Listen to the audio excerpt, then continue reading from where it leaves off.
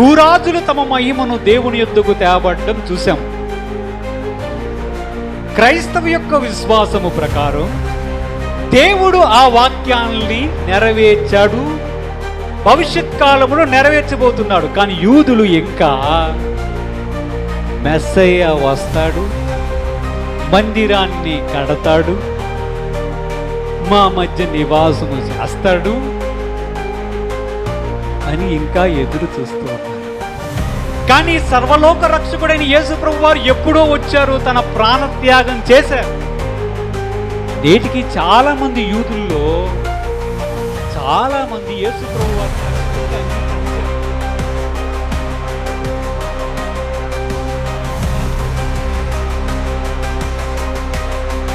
దేవుడి యొక్క వాక్యాన్ని ధ్యానం చేద్దాం.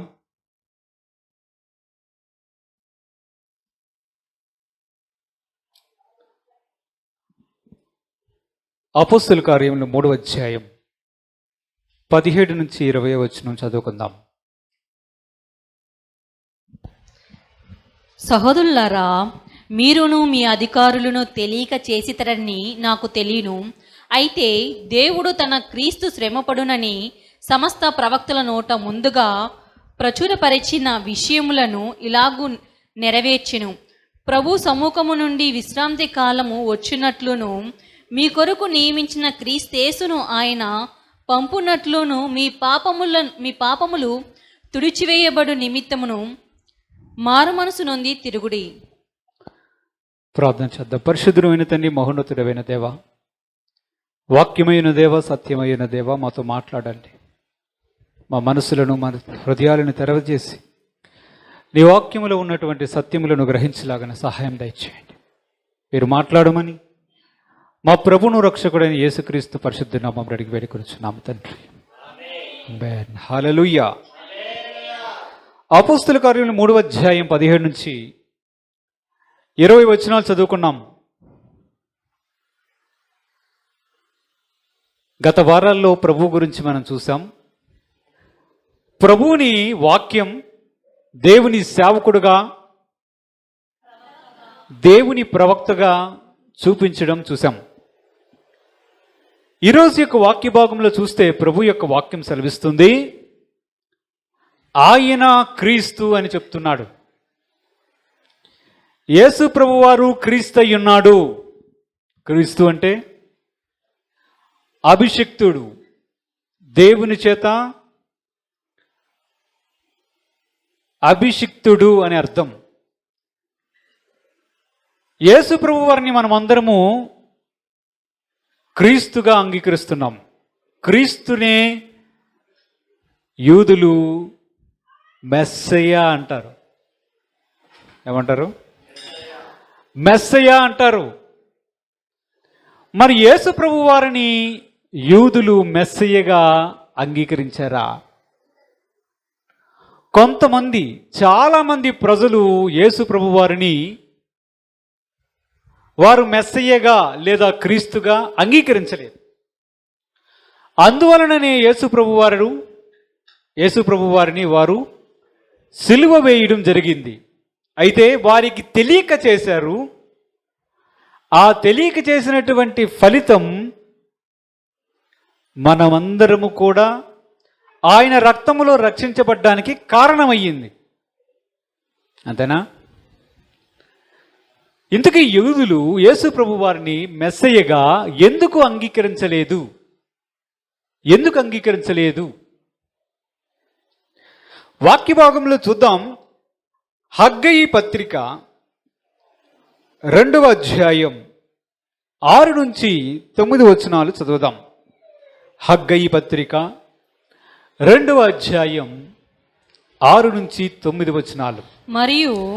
మరియు సైన్యములకు అధిపతియగు యెహోవా సెలవిచ్చినదేమనగా, ఇక కొంతకాలము ఇంకొక మారు ఆకాశమును భూమిని సముద్రమును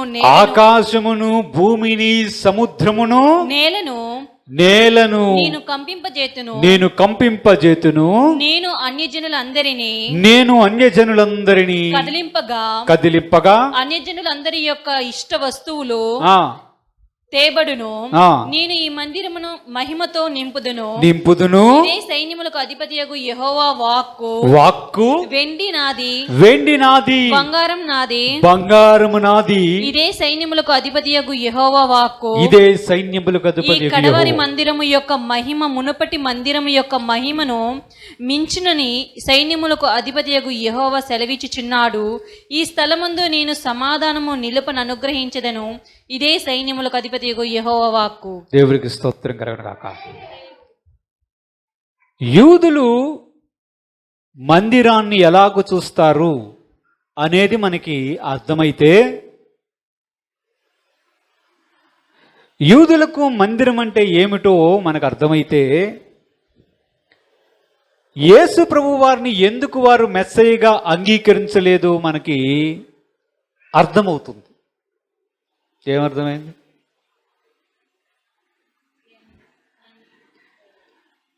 యూదులు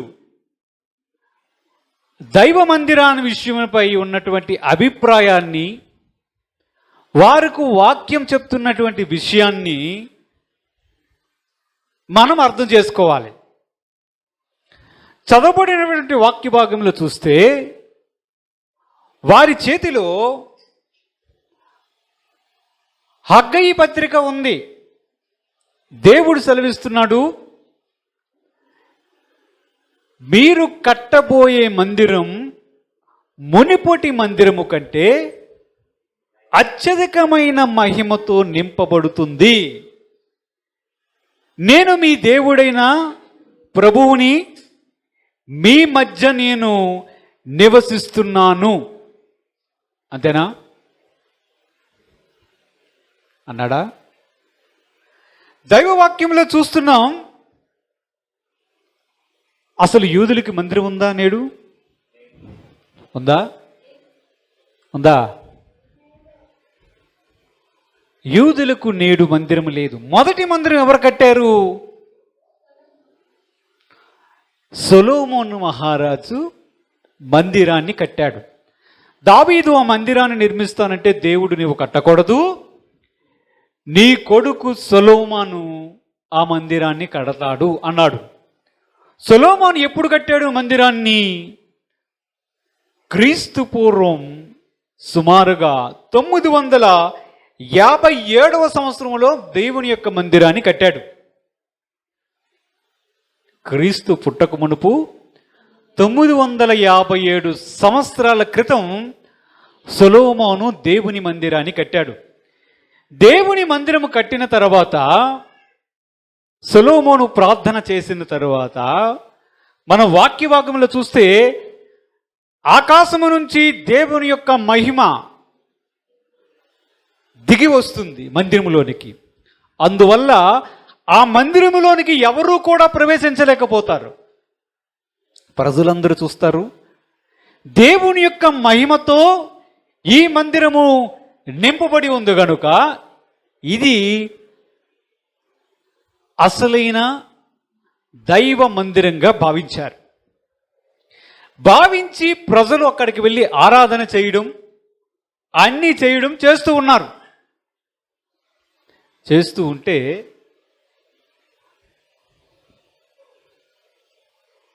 బబులోను సామ్రాజ్యం ఆ మందిరాన్ని ఒకానొక సమయంలో కూల్చివేసింది.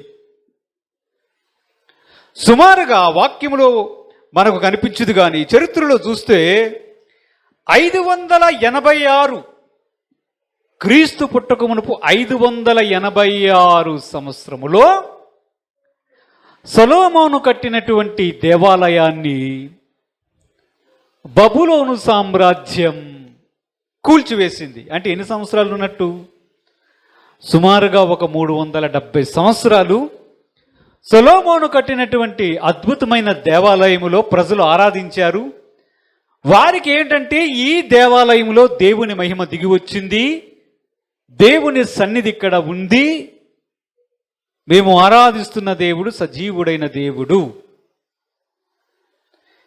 ఈ బబులోను సామ్రాజ్యము కూల్చే సమయంలో చరిత్రలో ఏం జరిగిందో కూడా మనకు తెలియాలి. దావీదు కుమారుడైనటువంటి సొలొమోను కాలంలో ఇశ్రాయేలు దేశం 2 భాగాలుగా విడిపోయింది. ఎన్ని భాగాలు? 2 భాగాలుగా విడిపోయింది. ఒకటి ఇశ్రాయేలు రాజ్యం, రెండవది యూదా రాజ్యం. ఇశ్రాయేలు రాజ్యం యూదా రాజ్యముగా విడిపోయిన తర్వాత వారు చేసిన అతిక్రమాన్ని బట్టి దేవుడు వారి మీదకి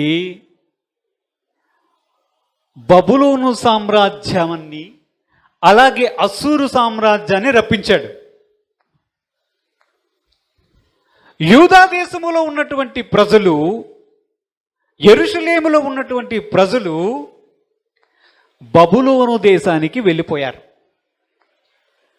అక్కడ 2 గోత్రములు వెళ్ళిపోయాయి. ఎవరు తెలుసా? ఒకటి యూదా గోత్రం, రెండవది బెన్యామీను గోత్రం. మిగిలిన 10 గోత్రములు ఇశ్రాయేలు దేశంలో ఉన్నాయి. అవి అస్సూరు సామ్రాజ్యంలోనికి వెళ్ళిపోయాయి. ఆ తరువాత బబులోను సామ్రాజ్యంలో ఉన్నటువంటి యూదా గోత్రము మరియు బెన్యామీను గోత్రపు ప్రజలు, కొంతమంది లేవీయులు తిరిగి యెరూషలేములోనికి వస్తారు. అప్పటికే సొలొమోను కట్టినటువంటి దేవాలయం కూల్చివేయబడి ఉంటుంది. దేవుని యొక్క వాక్యంలో మనం చూస్తే ఎజ్రా గ్రంథం 1వ అధ్యాయం 1 నుంచి 3 వచనాలు చూస్తే అక్కడ మనకు కనిపిస్తుంది. చూడండి. పారసీకపు దేశపు రాజైన కోరేషు ఏలుబడిలో మొదటి సంవత్సరమందు ఇర్మియా ద్వారా పలకబడిన తన వాక్యమును నెరవేర్చుటకై యెహోవా పారసీక దేశపు రాజైన కోరేషు మనస్సును ప్రేరేపింపగా అతడు తన రాజ్యమందంతటా చాటింప చేయించి వ్రాతమూలంగా ఇట్లు ప్రకటన చేయించెను. పారసిక దేశపు రాజైన కోరేషు ఆజ్ఞాపించినదేమనగా, ఆకాశమందలి దేవుడైన యెహోవా లోకమందున్న సకల జనములను నా వశము చేసి యూదా దేశమందున్న యెరూషలేములో తనకు మందిరము కట్టించుమని నాకు ఆజ్ఞ ఇచ్చి ఉన్నాడు. కావున మీలో ఎవరు ఆయన జనులై ఉన్నారో వారు యూదా దేశమందున్న యెరూషలేమునకు బయలుదేరి యెరూషలేములోని దేవుని మందిరమును అనగా ఇశ్రాయేలు దేవుడైన యెహోవా మందిరమును కట్టవలెను. దేవుడు పారసీక దేశపు రాజైన కోరేషు అనే రాజు యొక్క మనసును ప్రేరేపించి దేవుని యొక్క దేవాలయాన్ని కట్టమని ఆజ్ఞ ఇచ్చాడు. కూలిపోయినటువంటి దేవుని యొక్క మందిరము స్థానములో, కూలిపోయిన దేవుని యొక్క మందిర స్థానములో కొత్త మందిరాన్ని కట్టడం ప్రారంభించారు. ఎవరెవరు ప్రారంభించారు? మనం చూస్తే కొంతమంది ప్రజలు వచ్చారు. అందులో హగ్గయి, జెరుబ్బాబేలు, యెహోషువ, ఈ యెహోషువ కాదు, నెహమ్యా, వీరందరూ వచ్చి చూసారా మందిరాన్ని కట్టడానికి వచ్చారు. ఆ మందిరాన్ని కట్టడం ప్రారంభించారు. ఆ మందిరాన్ని కట్టి దాన్ని ముగించారు. ఎప్పుడు ప్రారంభించారంటే 520 బీసీలో ప్రారంభించి 516 బీసీ కంటే 4 సంవత్సరాల్లో పూర్తి చేశారు. ఇప్పుడు మనం చూసుకున్న విషయాల్లో ఒక్కసారి ఆలోచన చేస్తే, యేసు ప్రభు వారు భూమి మీద నివసించిన కాలములో ఉన్న మందిరం సొలొమోను కట్టిన మందిరం కాదు. ఎవరు కట్టారు? తిరిగి కట్టబడిన 2వ మందిరం. ఏ మందిరం? 2వ మందిరం కట్టబడింది. ఆ 2వ మందిరములో ఆరాధన చేస్తూ ఉన్నారు. ఆ మందిరానికి జెరుబ్బాబేలు మందిరం అని కూడా ఉంటుంది. ఎందుకంటే జెరుబ్బాబేలే దానికి మొత్తమంతా కూడా స్టార్ట్ చేయడం పనిని ముగించడం కూడా ఆయనే చేశాడు కనుక యూదులు దాన్ని జెరుబ్బాబేలు మందిరం అంటారు. అయిన తర్వాత కొంతకాలానికి హెరోద్ ద గ్రేట్ అనే రోమా సామ్రాజ్యపు రాజు చక్రవర్తి ఆ మందిరాన్ని ఇంకా సుందరీకరణ చేస్తాడు. దాన్ని చేసి పూర్తిగా నిర్మిస్తాడనమాట. ఇంకా బయట ఆవరణం పెంచడం, ఆ తర్వాత మొత్తం అంతా కూడా నీ మందిరాన్ని అంతటినీ కూడా నీ చక్కగా చేయడం అనేది హేరోదు చేశాడు. ఇప్పుడు మీరు ఎంతవరకు వచ్చారు? రెండవ మందిరములోకి వచ్చారు. రెండవ మందిరములో ప్రజలు ఆరాధిస్తూ ఉండేవారు. అదే మందిరంలోనికి యేసు ప్రభు వారు ఒకసారి వెళ్ళినట్టుగా చూసామా? ఎక్కడుంది? ఎప్పుడు వెళ్ళాడు? నా మందిరము సమస్త జనులకు ప్రార్థనా మందిరం అనబడుతుంది, నా మందిరాన్ని మీరు దొంగలకుగా చేశారు అన్నాడు ఒకానొక సందర్భంలో. అక్కడున్నటువంటి పావురాళ్ళు అమ్మేవారిని, రూకలు మార్చేవారిని అందరినీ తాళ్ళుతో కొరడాలతో వారిని బయటికి పంపించి వేయడం చూసామా? దేవుని యొక్క మందిరం అద్భుతమైనటువంటి ఆరాధన స్థలముగా ఉండింది. ఇశ్రాయేలు ప్రజలకి, యూదులకి ఎలాంటిదంటే, ఇశ్రాయేలు ప్రజలకు, యూదులకు మందిరము యొక్క ప్రాముఖ్యత గురించి తెలిస్తే యేసు ప్రభు వారిని వినాలి. యేసు ప్రభు వారిని ఎందుకు మెస్సయ్యగా అంగీకరించలేదు అనే విషయం అర్థమవుతుందని మాట్లాడుతున్నాం. అవునా? హగ్గయి పత్రికలో ఏముంది? ఈ మందిరాన్ని, కడవడి మందిరాన్ని నేను అత్యధికమైన మహిమతో నింపుతాను అన్నాడు. మొదటి మహిమ లాంటిది, దేవుని యొక్క మొదటి మందిరం యొక్క మహిమ లాంటిది. సాక్షాత్తు దేవుని యొక్క సఖిన్యామేఘమే దిగి వచ్చినటువంటిది మందిరం. ఆ మందిరంలోనికి ప్రజలెవరూ కూడా ప్రవేశించలేకపోయారు. వారి యొక్క ఆశ ఏంటంటే, రెండో మందిరం కట్టాము, ఈ రెండో మందిరం కట్టినప్పుడు ప్రభువు మాకు సెలవిచ్చాడు ఏమిటంటే, మొదటి మందిరము సొలొమోను కట్టిన మందిరము కంటే జెరుబ్బాబేలు చేత కట్టబడినటువంటి మందిరం అత్యద్భుతముగా ఉంటుంది, మహామహిమతో ఉంటుంది అనేది వారి ఎదురుచూపు. కాలం గడిచిపోతుంది. యేసు ప్రభు వారు మనుష్య కుమారుడుగా భూమి మీదకి వచ్చాడు. తాను క్రీస్తుగా కొంతమందికి బయలుపరుచుకున్నాడు.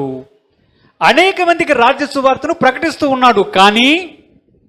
కానీ ఇశ్రాయేలు ప్రజలు మాత్రం యేసు ప్రభు వారిని మెస్సయ్యగా అంగీకరించడం లేదు. ఎందుకు అంగీకరించడం లేదు? ఎందుకు అంగీకరించడం లేదంటే, మహామహిమతో ఈ మందిరము నింపబడాలి. యేసు ప్రభు వారు వచ్చారు, ఈయన దేవుని కుమారుడని చెప్పుకుంటున్నాడు, తాను దేవునితో సమానంగా చెప్పుకుంటున్నాడు, బానే ఉంది. ఒకనొక సందర్భంలో ఈయనే మాట్లాడాడు. ఏం మాట్లాడాడు? ఈ మందిరాన్ని పడగొట్టండి, మూడో దినం నేను తిరిగి లేపుతాను అన్నాడా? వాళ్ళకి ఎలా అనిపిస్తుంది? మా మందిరం మహిమతో నింపబడాలి, అత్యధికమైన మహిమతో నింపబడాలి, ఈయనేమో ఈ మందిరాన్ని పడగొట్టండి, 3 రోజుల్లో తిరిగి లేపుతాను అంటున్నాడు. ఈయన చెప్పినది ఏంటి? మేము ఎదురు చూస్తుంది ఏంటి?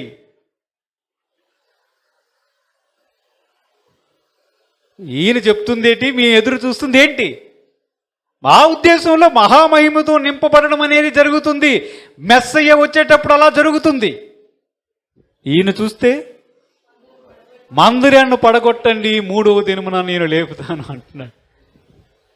వాళ్ళు అడిగారు, చాలా సంవత్సరాలు కట్టి మా పితరులు దీన్ని కట్టి ఇవన్నీ చేస్తే నీవు 3 దినాల్లో పడగొడతానంటున్నావు ఏంటి అని మాట్లాడుకున్నారు. నిజానికి యేసు ప్రభు వారు ఏ మందిరం గురించి చెప్పారు?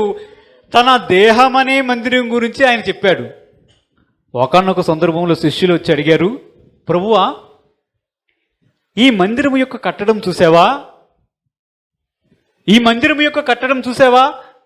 ఎంత మంచిగా కట్టారు కదా అంటే, రాతి మీద రాయి ఉండకుండా పడదోయబడే సమయం కూడా వస్తుంది అన్నాడు. ఆయన మాట్లాడుతుంది ఏంటి? ఒకవైపు ఆయనే నా మందిరము సమస్త జనులకు ప్రార్థనా మందిరం అనబడుతుంది అన్నాడు. మందిరములో వ్యాపారం చేస్తుంటే దాన్ని ఖండించాడు. కానుకలేయడానికి చిల్లర మార్చేవారిని బయటికి తోలివేశాడు. గొర్రెలు మేకలు దహన బలులకు అర్పిస్తున్న వారిని బయటకు తోలివేసి ఈ మందిరాన్ని పడగొట్టండి, 3 రోజుల్లో లేపుతానన్నాడు ఆయనే. రాయి మీద రాయి కూడా నిలవకుండా పడుతుంది అని కూడా చెప్పాడు ఆయనే. వాళ్ళు ఏమనుకోవాలి? మెస్సయ్య అయితే, క్రీస్తు అయితే ఇలాగూ మాట్లాడాడు. మెస్సయ్య అయితే ఇలాగూ మాట్లాడు. మెస్సయ్య వచ్చేటప్పుడు అసలు మా వాక్యం ఏం చెప్తుంది? ఈయనేం చెప్తున్నాడు. కాబట్టి ఈయన మెస్సయ్య కాదు. చూడండి, యెహెజ్కేలు గ్రంథం 37వ అధ్యాయం 24 నుంచి 28 వచనాలు ఒకసారి చదువుదాం. యెహెజ్కేలు గ్రంథం 37వ అధ్యాయం 24 నుంచి 28 వచనాలు చదువుకుందాం. నా సేవకుడైన దావీదు వారికి రాజవును వారందరికీ కాపరి ఒక్కడే యుండును. వారు నా విధులను అనుసరింతురు, గైకొని ఆచరింతురు. మీ పితరులు నివసించినట్లు నా సేవకుడైన యాకోబునకు నేనిచ్చిన దేశంలో వారు నివసింతురు. వారి పిల్లలు వారి పిల్లలను అక్కడ నిత్యము నివసింతురు. నా సేవకుడైన దావీదు ఎల్లకాలము వారికి అధిపతి ఉండును. నేను వారితో సమాధానార్థమైన నిబంధన చేసేదను. అది నాకును వారికి నిత్యం నిబంధనగా ఉండును. నేను వారిని స్థిరపరిచెదను, వారి విస్తరింపజేసేదను. వారి మధ్య నా పరిశుద్ధ స్థలమును నిత్యము ఉంచెదను. నా మందిరము వారికి పైగా నుండును.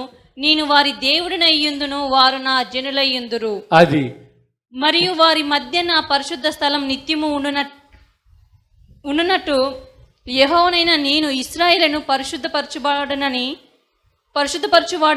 అన్ని జనులు తెలుసుకొందురు అన్నాడు. దేవుడికి స్తోత్రం. యూద ప్రజలకు ఈ వాక్య భాగాన్ని పట్టుకొని వారు ఏం ఆలోచన చేస్తున్నారు? మాకు ప్రవక్త అయినటువంటి యెహెజ్కేలు ద్వారా ముందుగా చెప్పబడింది. అదేమిటి? దావీదును మాకు శాశ్వతముగా రాజుగా ఉంచుతాను అన్నాడు. దావీదును శాశ్వతమైన రాజుగా ఉంచుతానన్నాడు. దావీదు ఎక్కడ? దావీదు ఉంటాడా? ఉండడు. ఆ దావీదు ఎవరు? ఇక్కడ సూచన మెస్సయ్య మాకు రాజుగా ఉంటాడు. ఎవరు? యేసు అని మనం అనుకుంటున్నాం. వారేమిటి? మెస్సయ్య అనే వ్యక్తి వస్తాడు, అతడు మాకు రాజుగా ఉంటాడు.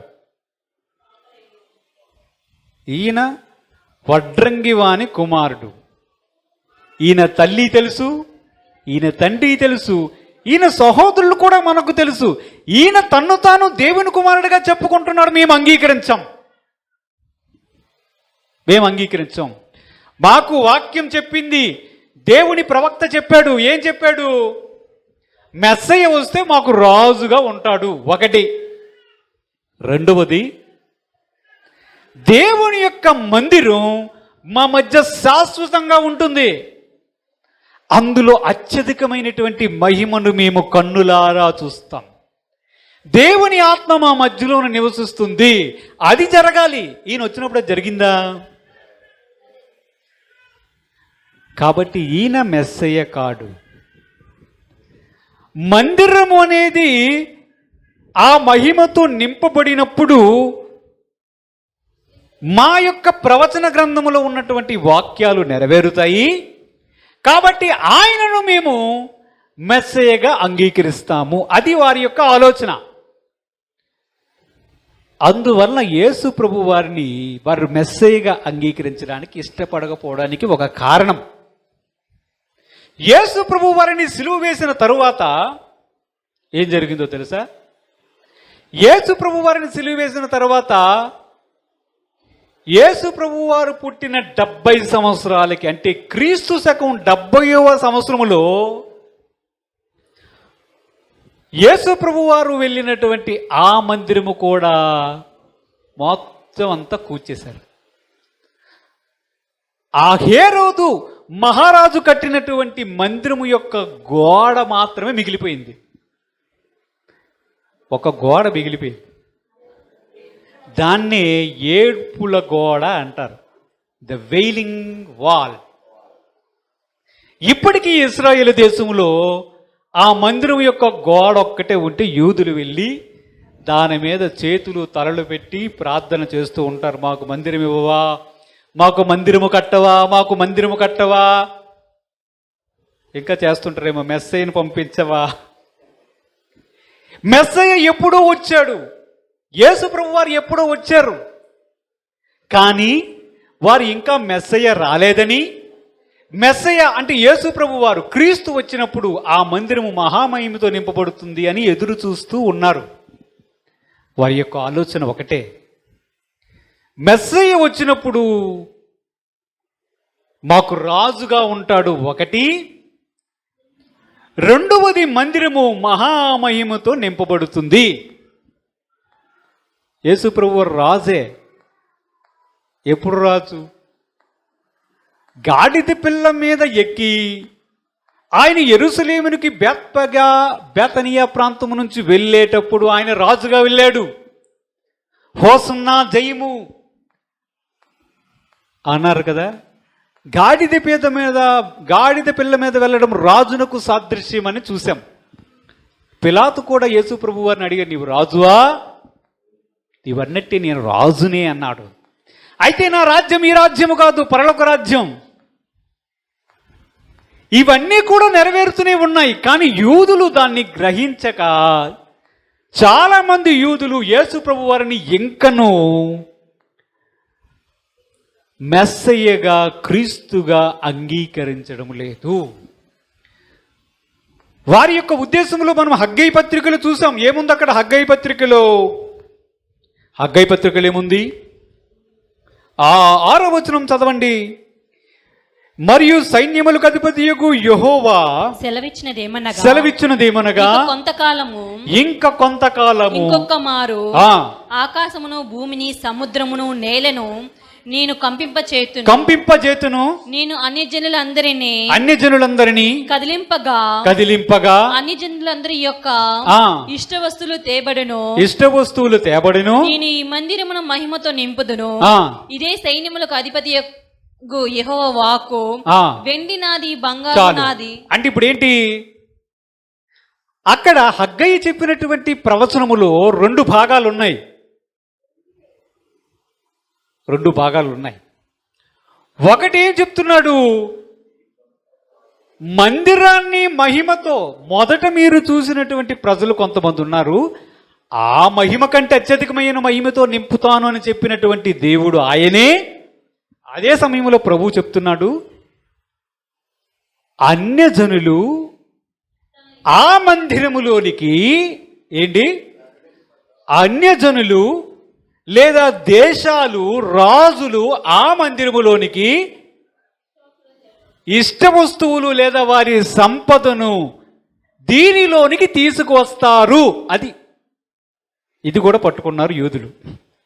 అంటే మందిరం కట్టబడినప్పుడు, అసలు మొదట 2వ మందిరం కట్టబడినప్పుడు పారసీక దేశపు రాజు అయినటువంటి కోరెషు కొంత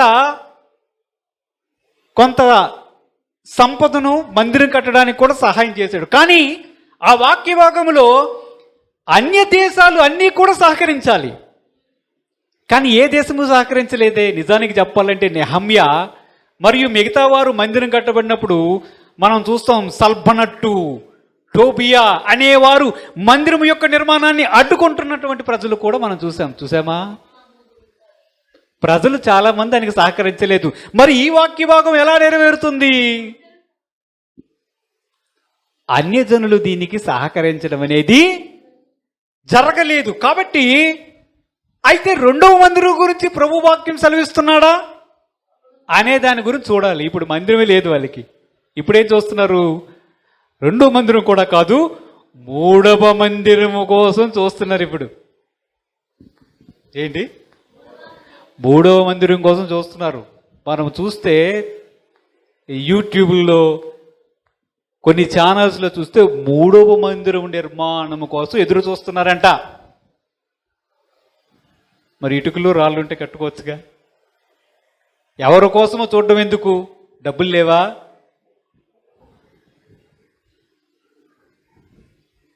ఆ మధ్య అమెరికా ప్రభుత్వం కూడా ఈ మందిరము ఏర్పాటు కోసం సహకరించాలనే ఆలోచన కూడా చేసింది.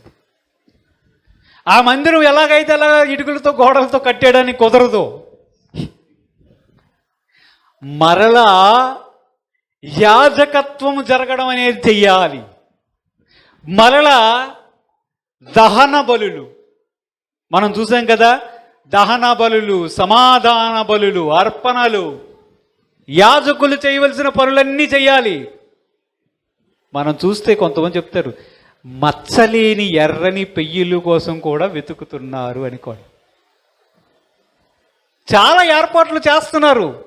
మహామహిమతో దేవుని యొక్క మందిరము నింపబడాలి అని ఎదురు చూస్తున్నారు. ఆ మందిరం కట్టబడుతుంది.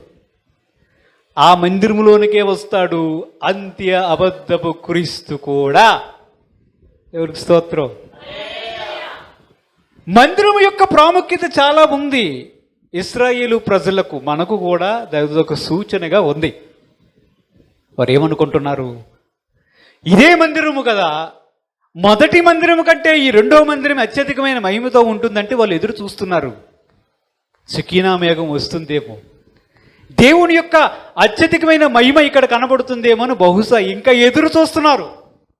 యేసు ప్రభు వారు పుట్టిన తర్వాత 70 సంవత్సరాలకి మొత్తం అంతా ఆ రోమా ప్రభుత్వానికి యూదులకు మధ్య తిరుగుబాటు చేస్తే అక్కడ ఉన్నటువంటి టైటస్ అనే చక్రవర్తి మందిరమే లేపేంటంటే మొత్తం కాల్చేశాడు. ఒక గోడ ఒక్కటే మిగిలింది. మందిరం యొక్క ప్రాముఖ్యత యూదులకు ఎంతో ఉంది. ఆ మహామహిమ కావాలని, చూడాలని దేవుడు మెస్సైని పంపించేటప్పుడు మాకు రాజుగా ఉంటాడు అంటే చాలా విషయాలు ఉన్నాయి. ఎందుకు యేసు ప్రభు వారిని వారు అంగీకరించలేదనే విషయాలు చాలా ఉన్నాయి. దానిలో మందిరం అనేది ఒక విషయం. మందిరం అనేది ఒక విషయం. వాళ్ళు ఏమనుకుంటున్నారు? ప్రవచనం ఏం చెప్తుంది? హగ్గయి ద్వారా ఇంకొకసారి భూమిని, ఆకాశాన్ని, సముద్రాన్ని, నేలను కంపింపజేస్తాను అన్నాడు. అన్ని కంపిస్తే మందిరం ఎక్కడ ఉంటుంది? ఉంటుందా? అంటే హగ్గయి ద్వారా దేవుడు చెప్తున్న ప్రవచనం దేనికి సంబంధించింది? జెరుబ్బాబేలు చేతిలో కట్టబడిన రెండో మందిరం గురించా? కానీ వారి యొక్క అభిప్రాయం, యేసు ప్రభు వారి కాలంలో ఉన్న అభిప్రాయం అదేనేమో అనుకున్నారు. యేసు ప్రభు వారు వెళ్ళిన తర్వాత ఇంకేదో ఉందేమో అని కూడా అనుకుంటున్నారు. చాలామంది యూదులు అందుకే యేసు ప్రభు వారిని మెస్సయ్యగా అంగీకరించడం లేదు. దేవుని మందిరం మా మధ్య ఉంటుంది, దేవుడు మా మధ్యలో నివసిస్తానని చెప్పాడు. యేస్కేలు ద్వారా కూడా చెప్పాడు. అది నెరవేరాలి. మేము చల్లాచెదిరైపోయినటువంటి ప్రజలుగా ఉన్నాం. మేము ఒకరమేమో ఎవరు? యూదా గోత్రము, బెన్యామీను గోత్రమేమో బబులోను దేశానికి వెళ్ళిపోయింది. ఇంకా మిగిలిన 10 గోత్రాలు అస్సూరు సామ్రాజ్యంలోనికి వెళ్ళిపోయి అక్కడ నుంచి ప్రజలు తిరిగి రానేలేదు. కేవలం యూదా గోత్రం, బెన్యామీను గోత్రం మాత్రమే బబులోను సామ్రాజ్యములో నుంచి తిరిగి వచ్చింది. వారితో పాటు కొంతమంది లేవీయులు కూడా వారితో ఉండిపోయారు. అంటే యేసు ప్రభు వారు జీవించిన కాలంలో యాకోబు కుట్టినటువంటి 12 మంది కుమారులు ఒక్కొక్కరు ఒక్కొక్క గోత్రం అయితే, యేసు ప్రభు వారు జీవించిన కాలంలో ఎంతమంది గోత్రాలు ఉన్నారు అంటే 2 గోత్రాలే. ఇంకో గోత్రం ఉంటే లేవి గోత్రం ఉంది. మిగతా గోత్రాలేవి అవన్నీ కూడా చల్లా చెదిరైపోయాయి. అవి ఎక్కడున్నాయో తెలియదు. కానీ యెహెజ్కేలు 37వ అధ్యాయంలో దేవుడు చెప్పాడు, ఎండిన ఎముకల గురించి ప్రవచనం ఎత్తి చెప్పాడు. మాకు చెప్పాడు దేవుడు ఏంటంటే, చెదరిపోయినటువంటి ప్రజలందరినీ తీసుకొని వస్తా, అన్ని జాతుల్లో చెదరిపోయిన ప్రజలందరినీ తీసుకొని వస్తా, మేము కోల్పోయిన 10 మంది తెగలను కూడా, మా యొక్క గోత్రాలను కూడా తీసుకుని వచ్చి వారితో వీరిని ఏకము చేసి మా మీద దావీదును అనగా మెస్సయ్యను ఉంచి మాకు రాజుగా చేస్తానని దేవుడు చెప్పాడు. అంతేకాకుండా ఆ మెస్సయ్య ఉండే కాలములో మందిరములో దేవుని యొక్క అద్భుతమైన సన్నిధిని, మహామహిమను మేము చూస్తాము. ఆ మహామహిమలో మేము దేవునితో పాటు ఉంటాము. అది వారి ఎదురుచూపు. వారి యొక్క ఉద్దేశం ఏంటంటే, ఇది జరగలేదు కదా మెస్సయ్య వచ్చినప్పుడు, మేము ఎందుకు నమ్మాలి? కానీ హగ్గయ్య చెప్పిన మాట చూస్తే ఏముంది? ఇంకొకసారి నేను భూమిని, ఆకాశాన్ని, నేలను కంపింపజేస్తాను అన్నాడు. అంటే ఏంటి? ఎందుకు అలా అన్నాడు చూద్దాం. హెబ్రీ పత్రిక 12వ అధ్యాయం 26, 28 వచనాలు చూద్దాం. హెబ్రీ పత్రిక 12వ అధ్యాయం. అప్పుడు ఆయన శబ్దము భూమిని చలింపచేసెను గాని ఇప్పుడు నేను ఇంకొకసారి భూమిని మాత్రమే కాక ఆకాశమును కూడా కంపింపచేతును అని మాట ఇచ్చి ఉన్నాడు. ఇంకొకసారి అను మాట చెలింప చేయబడినవి నిలుకడగా ఉండు నిమిత్తము అవి సృష్టింపబడినట్టు చలింప చేయబడినవి బొత్తిగా తీసివేయబడునని అర్థమిచ్చుచున్నది. అందువలన మనము నిశ్చలమైన రాజ్యమును పొంది దైవ కృప కలిగి యుందుము. ఆ కృప కలిగి వినయ భయభక్తులతో దేవునికి ప్రీతికరమైన సేవ చేయుదము. దేవునికి స్తోత్రం కలుగును గాక. హల్లెలూయా. అపోస్తలుడైన పౌలు గారు చెప్తున్నారు, ఇదే హగ్గయి పత్రికలో ఉన్నటువంటి ఆ వాక్య భాగాన్ని ఎత్తి చెప్తున్నాడు.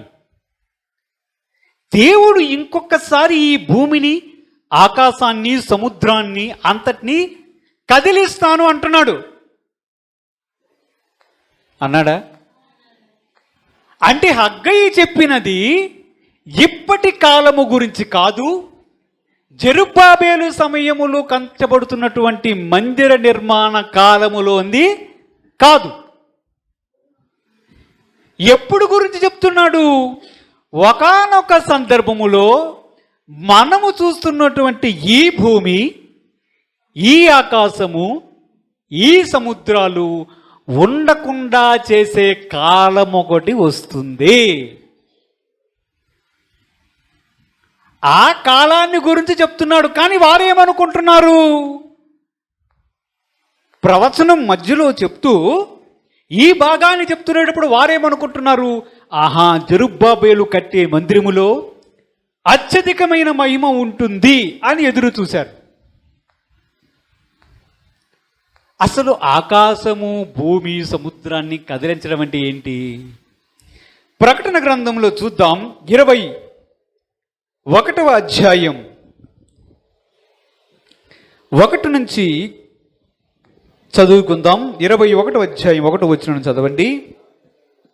అంతటా నేను క్రొత్త ఆకాశమును క్రొత్త భూమిని చూచి తిని మొదటి ఆకాశము మొదటి భూమియు గతించిపోయెను. ఏమైంది?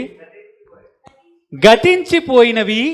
సముద్రము ఇకను లేదు. మరియు నేను నూతనమైన యెరూషలేము అను ఆ పరిశుద్ధ పట్టణము తన భర్త కొరకు అలంకరింపబడిన పెండ్లి కుమార్తె వలె సిద్ధపడి పరలోకమందున్న దేవుడి యొద్ద నుండి దిగి వచ్చుట చూచి తిని, అప్పుడు ఇదిగో దేవుని నివాసము మనుషులతో కూడా ఉన్నది. చాలు. దేవుని నివాసము మనుషులతో ఉండే సందర్భమే కదా ఇశ్రాయేలు ప్రజలు ఎదురు చూస్తున్నారు. అవునా? చదవండి, ఏముంది? ఆయన ఆయన వారితో కాపురముండును, వారాయన ప్రజలయ్యుందురు. వారాయన ప్రజలయుందురు. దేవుడు తానే వారి దేవుడయ్యుండి, దేవుడు తానే వారి దేవుడయ్యుండి వారికి తోడయ్యుండును. వారికి తోడయ్యుండెను అని అన్నాడు. ఇదే మాటలు, ఇలాంటి భాగమే మనం యెహెజ్కేలు మరియు హగ్గయి పత్రికలో చూసాం. అంటే ఏ మందిరం గురించి మాట్లాడుతున్నాడు దేవుడు? ఏ మందిరం గురించి మాట్లాడుతున్నాడు? ఏ మందిరం గురించి మాట్లాడుతున్నాడు? ఏ సమయం గురించి మాట్లాడుతున్నాడు?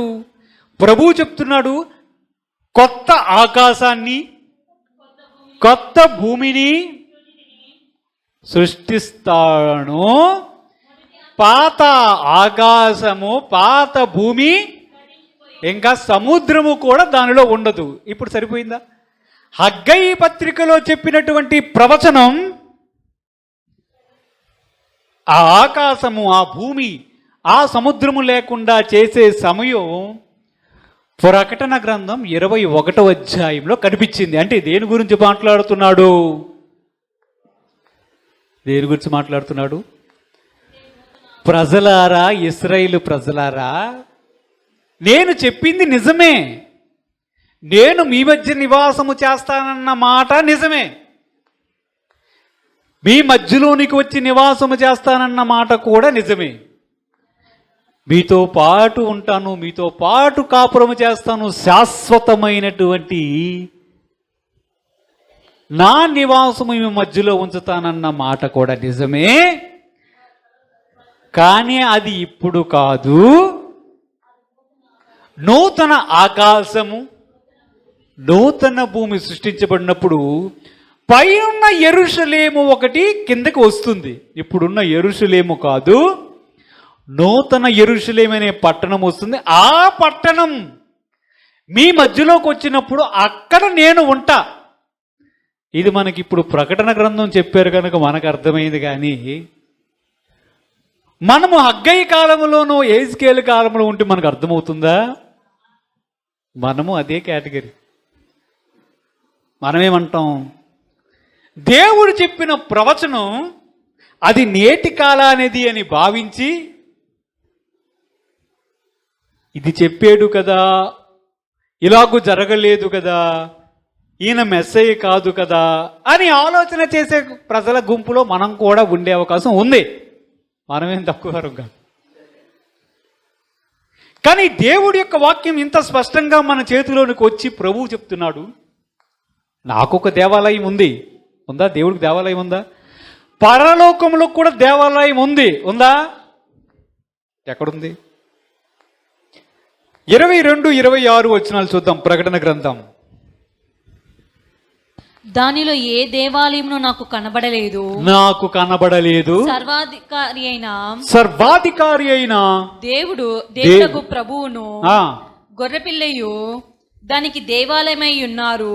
ఆ పట్టణంలో ప్రకాశించుటకై సూర్యుడైనను చంద్రుడైనను దానికి అక్కరలేదు. దేవుని మహిమయే దానిలో ప్రకాశించుచున్నది. గొర్రెపిల్లయే దానికి దీపము. జనములు దాన్ని వెలుగునందు సంచరింతురు. భూరాజులు తమ మహిమను, ఇప్పుడు జాగ్రత్తగా ఆ మాటలు వినండి. భూరాజులు తమ మహిమను దానిలోనికి తీసుకొని వత్తురు. అక్కడ రాత్రి లేనందున దాని గుమ్మములు పగటి వేళ ఏ మాత్రమును వేయబడవు. జనములు తమ మహిమను ఘనతను దానిలోనికి తీసుకొని వచ్చెదరు. అది ఇప్పుడు చూడండి, హగ్గయి పత్రికలో ఉన్నటువంటి 2వ అధ్యాయంలో చదివిన మాటలు ప్రకటన గ్రంథం 21వ అధ్యాయంలో ఉన్న 22 నుంచి 26 వచనాల్లో మనం చూస్తే, భూరాజులు తమ మహిమను అక్కడికి తీసుకొస్తారు. ఎక్కడికి? ఈ నూతన యెరూషలేమని ఈ పట్టణములో ఇంకా దేవాలయము ఉండదు. పరలోకంలో దేవాలయం ఉందా? లేదా? పరలోకంలో దేవాలయం ఉంది. దావీదు చేసిన ప్రార్థనలు, కీర్తనలు చూస్తే ఆయన తన మందిరములో నా ప్రార్థన చెవియొగ్గి ఆలకించాడు. ఉందా? ఏ మందిరంలో ఉంటాడు? దేవుడికి స్తోత్రం కలుగును గాక. పరలోకంలో మందిరం ఉంది. ఆ మందిరం యొక్క నమూనాయే మోషేకు దేవుడు ఆ పర్వతం మీద చెప్పాడు, తెలుసా? ఆ మందిరం యొక్క నమూనాయే ఇలా ఉండాలి మోషే, ఇగో ఇక్కడ ఇలా ఉండాలి, ఇక్కడ సముఖపు రొట్టెల బల్ల ఉండాలి, అక్కడ బలిపీఠం ఉండాలి, ఇక్కడ గంగాలం ఉండాలి, ఇక్కడ ఇలా ఉండాలి, అతి పరిశుద్ధ స్థలం ఇలా ఉండాలని చెప్పాడే. ఆ నమూనా ఎక్కడ? తనకు చూపించినటువంటి ఆ నమూనాయే ఈ నమూనా. ఆ నమూనాయే ఈ నమూనా. ఆ నమూనా ప్రకారమే ప్రత్యక్ష గుడారము కూడా నడపబడింది. ఆ మందిరములో ఎవరున్నారు? తండ్రి అయిన దేవుడు ఉన్నాడు. గొర్రెపిల్ల యొక్క సింహాసనం ఉంది. ఇప్పుడు ప్రభువు చెప్తున్నాడు, ఇక ప్రజల మధ్యలోనికి దేవుడు వచ్చి నివాసం చేస్తాడు. అది ఎప్పుడుది? నూతన యెరూషలేము అనే పట్టణం మన మధ్య నివాసము చేయబోతున్నాడు. ఈ భూమి కాదు, ఈ ఆకాశము కాదు, కొత్త భూమి కొత్త ఆకాశాన్ని సృజించి దేవుడు తానే మన తండ్రి అయి మన దేవుడై మన మధ్య నివాసం చేయబోతున్న కాలం ఒకటి చూస్తాం. ఈ శరీరంతో కాదు, మహిమ శరీరముతో ఉండబోయే కాలములో చూస్తాం. అప్పుడు ఆయన అక్కడ ఉంటాడు. అక్కడ దేవాలయం ఇంక ఉండదు, ఒక సింహాసనం ఉంటుంది. ఆ సింహాసనం మీద తండ్రి అయిన దేవుడు కూర్చుంటాడు. ఆయన కుడి పార్శ్వమున మన రక్షకుడు వధింపబడిన గొర్రెపిల్ల అయినటువంటి యేసు ప్రభు వారు కూర్చుంటారు. లైట్లు అవసరం లేదు, గొర్రెపిల్లి ఆ మందిరానికి వెలుగు. ఇంకా మందిరం ఉండదు, అక్కడ ఆయన ఉంటాడు. ఆ పట్టణంలో భూరాజులు ప్రజలు వారి యొక్క మహిమను ఆయన దగ్గరికి తీసుకుని వస్తారు. మనము కూడా మన మహిమను తీసుకొని అక్కడికి వెళ్తాం. ఆ ప్రభువుని ఆరాధించడానికి వెళ్తాము. ఆ ప్రభు యొక్క వెలుగులో సంచరిస్తాము.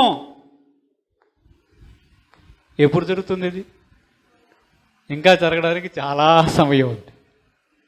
హగ్గయి పత్రికలో ఏముంది? ప్రభువు యొక్క వాక్యం సెలవిస్తుంది. ఏముంది?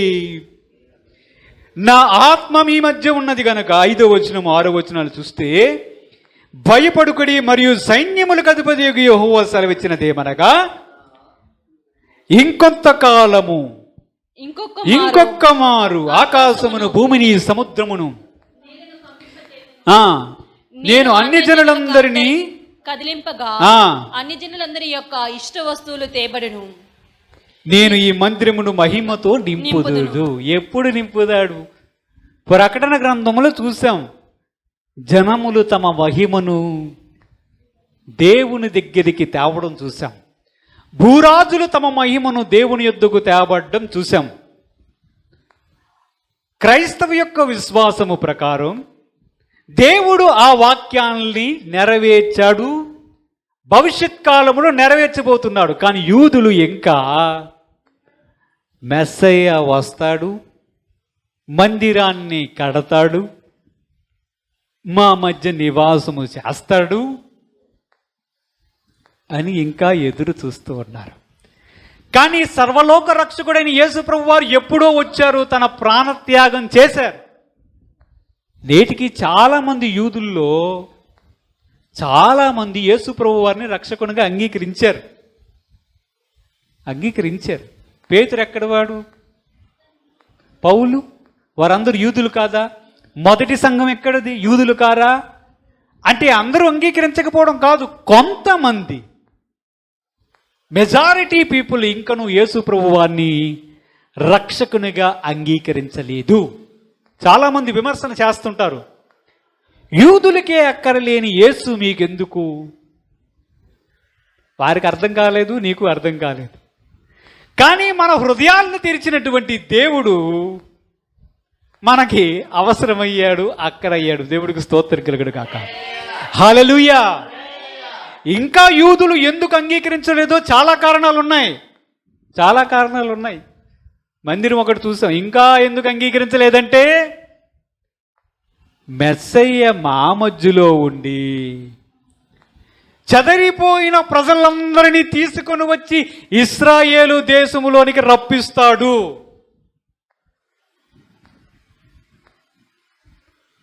ఎక్కడికి వెళ్ళిపోయారు? రూబేను, ఆషేరు, వీళ్ళందరూ ఎక్కడికి వెళ్ళిపోయారో తెలియదు. ప్రజల్లో కలిసిపోయారు. కలిసిపోయారా? యేసు ప్రభు వారు పుట్టినప్పుడు హన్నా అని ఒక ప్రవక్తని ఉందా? ఆమె గోత్రం ఏంటి? ఆషేరు గోత్రం. ఆషేరు గోత్రం. ఈ 12 గోత్రాల్లో ఆషేరు గోత్రం ఒకటే. మరి ఈవిడలకు వచ్చింది. అంతమంది చల్లా చెదురైపోయారే. కొంతమంది ఈ బహుశా బబులోను దేశానికి వెళ్ళిపోయినప్పుడు కొంతమంది ప్రజలు బహుశా వెళ్ళి వీరితో పాటు తిరిగి వచ్చారు. మిగతా ప్రజలు ఎక్కడికి వెళ్ళారో, ఎక్కడున్నారో వారి కోసము కూడా ఇశ్రాయేలు ప్రజలు ఎదురు చూస్తున్నారు. కానీ ఎప్పటికీ ఇశ్రాయేలు దేశం ఏర్పడిందంటే అసలు యేసు ప్రభువు వారిని వారు సిలువ వేసిన తర్వాత ఎప్పుడైతే క్రీస్తు శకము 70వ సంవత్సరంలో మందిరం, 2వ మందిరం కూల్చబడిందో ఆ తర్వాత ప్రజలందరూ కూడా చల్లా చెదిరైపోయారు. తెలుసా? చల్లా చెదిరైపోయారు. ఎటు వెళ్ళిపోయారో తెలియదు ప్రజలు. జర్మనీలో హిట్లర్ అనేవాడు ఒకడు ఉండేవాడు. వాడికి యూదులంటే అస్సలు ఇష్టం ఉండేది కాదు. ఆడు ప్రపంచ యుద్ధాల్లో ఏం చేశాడు తెలుసా? యూదులందరినీ ఒక పెద్ద రూముల్లో పెట్టి లోపలికి పొగ పెట్టి మరీ చంపాడు. యూదులు అంటే ప్రపంచానికి ఛాలెంజ్. యూదులు అంటే ప్రపంచానికి జ్ఞానం. కానీ వారే దేవుని మీద తిరుగుబాటు చేసిన సందర్భాలు బోల్డ్ ఉన్నాయి. అసలు వారు బబులోనికి ఎందుకు వెళ్ళారు? అస్సూరు సామ్రాజ్యంలోనికి ఎందుకు వెళ్ళారు? యేసు ప్రభు వారు చనిపోయిన తిరిగి లేచిన తర్వాత 70 సంవత్సరంలో దేవుని మందిరం ఎందుకు కూల్చబడింది? ఇప్పుడున్న ఇశ్రాయేలు ప్రజలు ఎక్కడి నుంచి వచ్చారు? అసలు ఇశ్రాయేలు ప్రజలకి దేశం ఉందా ముందు? అప్పుడు చెదిరిపోయిన ప్రజలు, ఎప్పుడు క్రీస్తు శకం 70లో చెదిరిపోయిన ప్రజలు 1800, 1900 సంవత్సరాల మధ్యలో వివిధ దేశాల నుంచి చాలామంది ప్రజలు వచ్చి మరలా సెటిల్ అయ్యి ఇది మా దేశం అని చెప్పి వారు ఏర్పాటు చేసుకుంటే కొన్ని దేశాలు ఐక్యరాజ్య సమితి కలిసి సరేరా వీళ్ళ దేశం అంట ఇది అని వారికి అనుగ్రహించినటువంటి దేశంలో వాళ్ళు ఉన్నారు. వారి దేశమే వారిది కానట్టుగా పోయింది. ఎందుకు? ఆ రక్తాపరాధము మా మీద, మా పిల్లల మీద ఉండునుగాక, మాకు ఈయన వద్దు అన్నారే. వాటి యొక్క ఫలితాలే ఇవన్నీ. మన దేవుడు అతి భయంకరుడు, జ్ఞాపకం ఉంచుకోవాలి. అంత ఆశామాసి కాదు, కరుణామయుడే, కృపామయుడే, రక్షించడానికి వచ్చిన వాడే, కృప చూపడానికి వచ్చిన వాడే. కానీ ఆయనతో బహుజాగ్రత్తగా ఉండాలి. ప్రేమగల దేవుడే, కానీ అతి భయంకరమైనటువంటి దేవుడు కూడా. తాను ఏర్పరచుకున్నటువంటి ప్రజలను చెల్లాచెదురు చేసేశాడు. ఎందుకు? దేవుని మాట విననందుకు. ఎప్పుడు దేశంలో ఉన్నారు, ఇప్పుడు దేశంలో ఇంకా ఉన్నారు. ఇంకా చుట్టుపక్కల ఉన్న గాజాను కూడా ఆక్రమించుకుందామని బహుశా ప్రయత్నాలు చేస్తున్నారేమో. మందిరమేమో లేదు, ప్రజలేమో రాలేదు. మొదట చెదిరిపోయారా అస్సూరు సామ్రాజ్యం ఆ సమయంలో? ఎప్పుడు? క్రీస్తు పూర్వం 580 ఆ సమయాల్లో పోయారా? అప్పుడు ఒకసారి పోయారా మొత్తం అంతా గోత్రాలు? ఉన్ని గోత్రాలే 2-3 గోత్రాలు ఉన్నాయి. వీరు కూడా చల్ల చెదిరైపోయారు. వారి ఎదురుచూపు ఇంకా దావీదు మాకు శాశ్వతమైన రాజుగా ఉంటాడు అంటే ఎవరు? మెస్సయ్య మాకు శాశ్వతమైన రాజుగా ఉంటాడు. చెదరిపోయిన ప్రజలందరినీ ఒక దగ్గర తీసుకొస్తాడు. ఈ యేసు ప్రభువు అది చేయలేదు కదా, కాబట్టి ఇతడు మాకు మెస్సయ్య కాదు.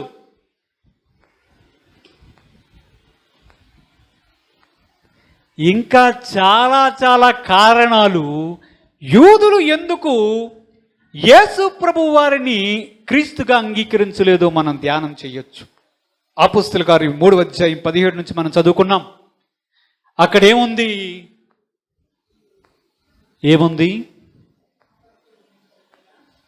3వ అధ్యాయం 17 నుంచి ఏముంది? మీరు చదువు 17 నుంచి. సహోదరులారా మీరును మీ అధికారులను తెలియక చేసితిరని నాకు తెలియను. అది తెలియక చేసితిరని మాకు తెలియను. అయితే దేవుడు తన క్రీస్తు శ్రమపడునని సమస్త ప్రవక్తల నోట ముందుగా ప్రచురపరిచిన విషయములను ఇలాగు నెరవేర్చెను. దేవుడు తన క్రీస్తును పంపించాడు. అపోస్తలుడైనటువంటి పేతురు గారు చెప్తున్నారు, ఆయన సేవకుడు, ఆయన ప్రవక్త, ఆయనే క్రీస్తు అయ్యున్నాడు అని ఆయన క్రీస్తుని దృఢముగా సాక్ష్యం ఇచ్చిన సందర్భాలు బోల్డెన్ ఉన్నాయి. అపోస్తలుడైన పౌలు గారు కూడా యేసు ప్రభు వారే క్రీస్తు మెస్సయ్య, మీరు ఎదురు చూస్తున్న మెస్సయ్య ఈయనని చెప్పాడు. కానీ చాలామంది దానికి అంగీకరించలేదు. ఆ కాలంలో నేటికి కూడా చాలామంది అంగీకరించడం లేదు. ప్రభు చిత్తమైతే ఇంకనూ వారు ఎందుకు అంగీకరించడం లేదు వచ్చే వారం ధ్యానం చేద్దాం. దేవుడు తన పరిశుద్ధ వాక్యం దీవించుగాక. ఆమేన్. ప్రార్థన చేద్దాం. పరిశుద్ధుడైన తండ్రి, మహోన్నతుడైన దేవ, మీ పాదాలకు వందనాలు, స్తుతులు, స్తోత్రం చెల్లిస్తున్నాం తండ్రి. వాక్యమైన దేవ, మీరే మెస్సయ్య, మీరే క్రీస్తు అయి ఉన్నారు ప్రభు. మీకు వందనాలయ్యా. మీరు ఇచ్చినటువంటి గొప్ప రక్షణ బట్టి మీకు వందనాలు.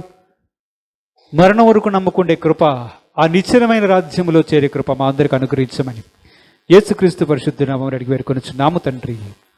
ఆమేన్.